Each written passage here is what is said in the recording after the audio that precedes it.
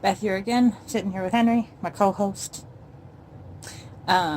We are doing the quick review of Death Canyon from Teton National Park. We did this in like August, July, or late July, something in there. I don't quite remember, it's been a while. All the videos, of course, from then, except for the before and after. So, as usual, we'll do what it is. It's Teton National Park, Death Canyon's 8-mile hike. It was rough. And then kind of what I learned and some things that I think other people should know and that sort of thing. And check it out.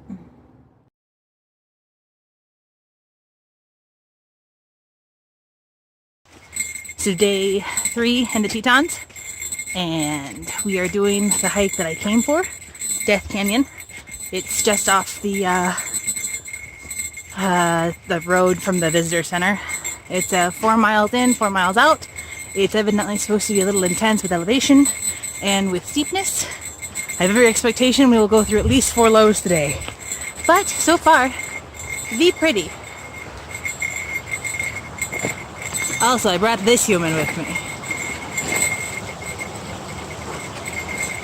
Starting blood sugar was 56 when we took it last, but I don't feel low, so we're gonna go for it anyway. Okay, so we're about 1.7 miles in, I think is what the map said. And we're at the Phelps Lake Overlook. And yeah, it's pretty, well, just look.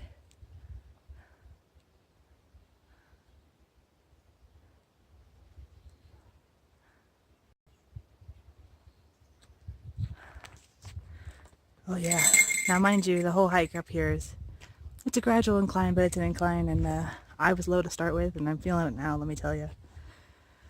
I think our blood sugar right now is like 74. And we still have another 2.2 miles to go to get where we're going.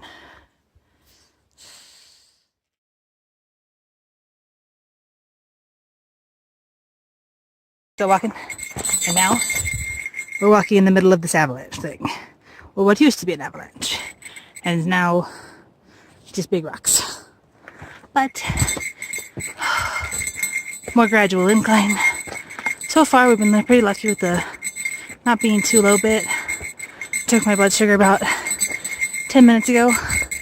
And I was 90. So we're going up. That's good. Breakfast is finally kicking in. Da, da, da. Okay. So I lied. We are going back up, and after we got past that little hump, I was like, it's not that bad. It's that bad. It got steep real quick, and it's just straight cliffside and like hill. And it's not like nice hill to your feet either. This is, you gotta watch where you step or you die. But it's really pretty up here. Here, hold on, I'll turn around here in a second and give you the better shot. Do do do do. And then there's the lake again. We have another 20 minutes, give or take, going up to get where we're going. We're not dead yet, and we're gonna go. I mean, just look at this shot, isn't it beautiful?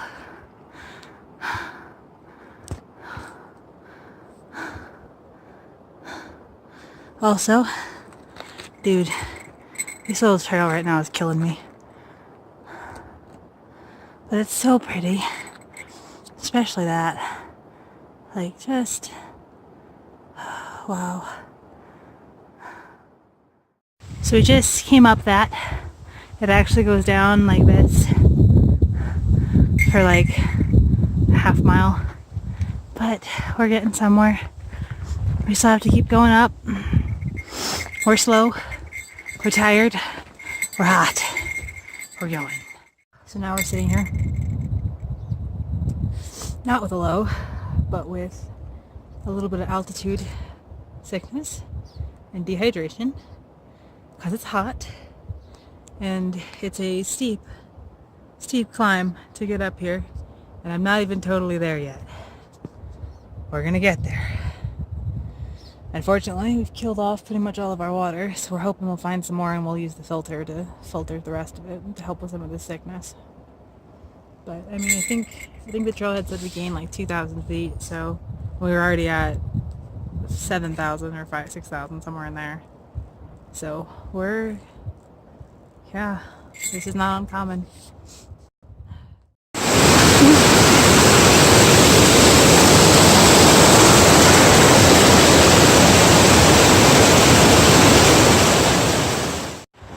So we're still climbing. I've been trying to get to the top of this trail for like 4 hours now almost. We are super low, altitude sickness, thinking hard about turning back. But like, I really want to, but at the same time, we're so close. And I just want to get there. And this is rough, dude. I just put 60 grams worth of cranberries into me, and I'm only 75. Holy shit. So we made it. I'm glad we didn't turn around. However, spooky. This is, be spooky. I don't know if I can get you the grand shot here. Look at this cabin. Look how spooky this cabin is. What is happening? Although supposedly there's a watering hole over yonder somewhere, and I think I'm gonna go swim in it. That's the plan. But, this cabin is so spooky. Look at it. Why would you build this spooky of a cabin? Little quiet river to sit in and get some of this sweat off of me. And probably eat at some point. We deserve it. Come on, here you go. Do it again.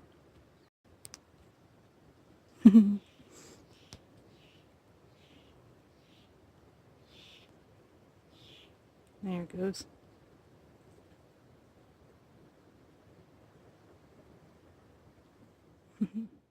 Because I was low-key dying. But on the way down, I would just like to point out both the terrain and the steepness of all of this bullshit. So we're on this one, and we're going along this rail. And let me tell you something about footing, people. It's not great here. It's not awesome. Just came off the trail, and it immediately started thunderstorming. It's currently kind of like sun shower thunderstorm, and I have never been happier. This is great. The temperature drops. I mean, like, cooled, and I'm just 8 miles, guys. I finished it. I did, and it was great, and I'm so happy.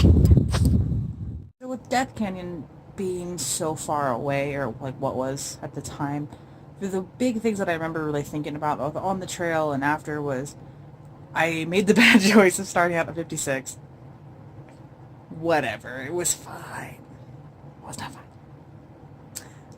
And then so it was just absolutely stunning hike. It was beautiful, beautiful, beautiful, and I remember I was just low and dehydrated and altitude sick and like all of these things, and it took me a really long time. And like while all of that was fine, usually I was with another person.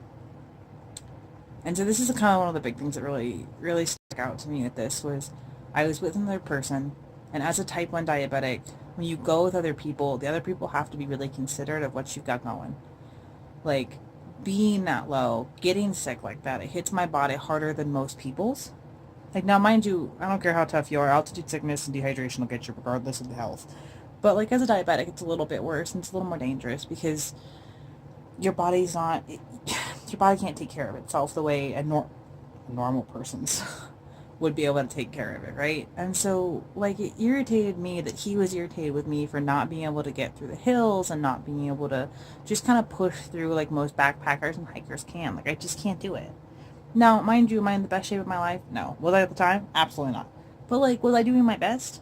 Yes. Of course I was. It's what I love to do. It's one of my favorite things, you know, and you can see the excitement on my face at the end of the video where, you know, I did make it. I pushed through, and I'm like, despite my body, despite all of that, I did it.